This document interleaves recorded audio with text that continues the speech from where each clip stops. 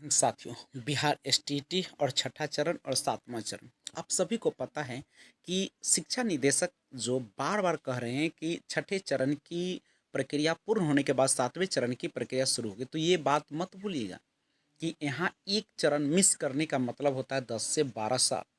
1990 में जब बहाली हुई थी तो उसके बाद आपको पता होगा कि 2003-4 में पारा टीचर के रूप में बहाल किया गया था। उसके बाद फिर 2012-13 की बात है, नहीं 2011 में सीटेट ली गई, सॉरी एसटीईटी ली गई थी। उसके बाद 12-13 में ये बहाली प्रक्रिया चली थी और उसके बाद 13 के बाद आप यहाँ पे देख रहे हैं 21 में जाकर ये छठे चरण कंप्लीट होता दिख रहा है। और उसके बाद सातवां चरण यानी अब 10 साल 12 साल बाद अगर ऐसा होता है तो बहुत मुश्किल हो जाएगा। जो आप लोग सपना देख रहे हैं ना कि सातवें चरण का हम लोग कैंडिडेट है, बहुत जल्द बहाली हो जाएगी और बुलेट वुलेट लेना शुरू कर दिए हैं दहेज में लड़की से, और बहुत सारा जो तमगा लगा ली, ये भूल जाइए, सब लौटाना पड़ जाएगा। क्योंकि ये सारा चीज़ जो है यह चूँकि शिक्षा विभाग किसी भी प्रकार की जो है स्पष्ट नहीं बता रहे हैं कि सातवां चरण होगा तो कब, वो स्पष्ट यही कह रहे हैं कि छठे चरण की प्रक्रिया पूर्ण हो जाने के बाद ही सातवें चरण की प्रक्रिया पर ध्यान दिया जाएगा। और एक है सीटेट दिसंबर और जनवरी वाले के लिए खुशखबरी कि सीटेट और दिसंबर के जो भी कैंडिडेट है अगर उनको सातवें चरण में शामिल किया जाता है, ऑफकोर्स किया जाएगा, तो उनको आंदोलन के लिए तैयार रहना चाहिए, उनको दबाव बनाना चाहिए। क्योंकि जो बातें हैं वो अगर मिस कर रहे हैं तो बहुत दूर अब जाता हुआ दिख रहा है। देखिए संजय सर ने खुद ही, संजय सर ने कहा कि सातवां phase sale start, seventh phase sale start as soon as the sixth phase get over.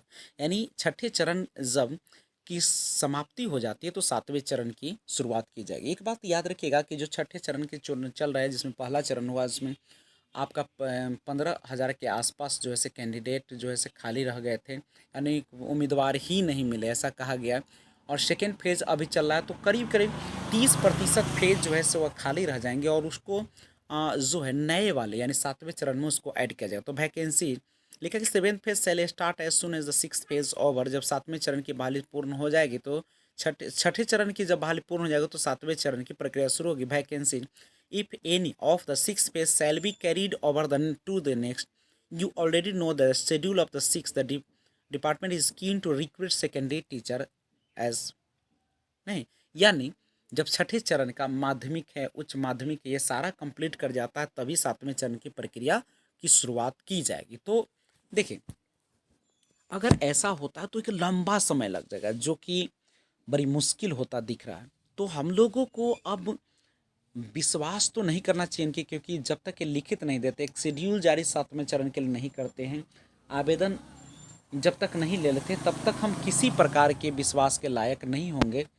क्योंकि हम विश्वास उनके तभी कर सकते हैं जब वो कुछ करें, लेकिन वो केवल बोलते हैं, कुछ करते नहीं हैं। आपको पता है कि एक लंबी प्रक्रिया है। अब छठे चरण की बहाली जिस तरीके से आगे बढ़ती जा रही है, अभी तो अगस्त तक बोल रहे थे कि सबको ज्वाइनिंग दी जाएगी, अभी दूसरे चरण है और उसके बाद जो है फिर हाई स्कूल का आवेदन होगा, 1 महीना वो टाइम लगेगा और वो करीब नवंबर दिसंबर में जाके वो कैरी कर रहा है। तो 2020 तो 21 तो ऐसे ही निकल रहा है। तो अब आगे बातें जो है 2022 की बातें हो रही है, तो 2022 में भी कब ये भी तो निश्चित नहीं है। तो पक्के सबूत के तौर पर जब तक वो लिखित नहीं देते हैं तब तक सातवें चरण की प्रक्रिया थोड़ा सा बाधित होगी। तो और जिस तरीके से रफ्तार है बिहार में शिक्षा बहाली का, वो 10 साल 12 साल लगाने वाली परंपरा तो कहीं ना हम लोगों के हाथों से ना निकल जाए। क्योंकि ये सारी चीज़ें हैं, लेकिन हम लोगों को सरकार को घेरना है चारों तरफ से। ट्विटर कैंपेन हो या आंदोलन हो या किसी भी प्रकार की बातें हो, लिखित प्रमाण उनसे लिया जाए, उनको एक स्पष्ट तौर पे कहने से ही नहीं काम चलेगा, लिखित रूप से दिया जाए कि वो कब तक बहाली प्रक्रिया आगे बढ़ाते हैं और इसके लिए वो क्या कर रहे हैं। वो बार बार कह रहे हैं कि एज सुन एज माने जल्द ही किया जाएगा शख्स छठे चरण की बहाली के बाद।